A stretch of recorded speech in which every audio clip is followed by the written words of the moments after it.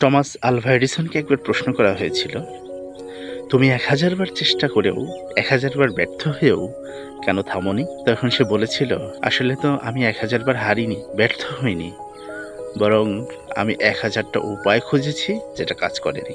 জিতটা আসলে এরকম হওয়া দরকার। আমরা না প্রতিদিন কোনো না কোনোভাবে হেরে যাই। আমরা হয়তো টার্গেট মিস করি, অথবা দেখা যায় একটা কিছু প্ল্যানিং করেছি সেটা আর শুরু করা হয় না, বা হলেও অর্ধেক করে রেখে দিই। এভাবে আস্তে আস্তে প্ল্যান বাড়ে, চিন্তাভাবনা বাড়ে, কাজ হয় না, হতাশা বাড়ে। আসলে থামা যাবে না ভাই, তুমি থামলেই শেষ। আর যদি চলতে থাকো তাহলে একসময় হারও তোমার সামনে হাঁপিয়ে যাবে।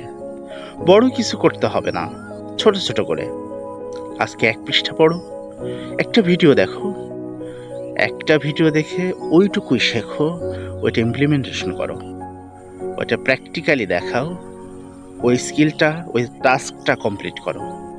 এই ছোট ছোট জিনিসগুলোই একটা সময় যোগ হয়ে তোমার একটা বড় পরিচয় করে দিবে, অনেক বড় পরিচয় করিয়ে দেবে। শর্ত হলো শেখার এই ছোট্ট জার্নিটা চালিয়ে রাখতে হবে। আর তাই তো আমরা বলি, shape your journey, techify your skills.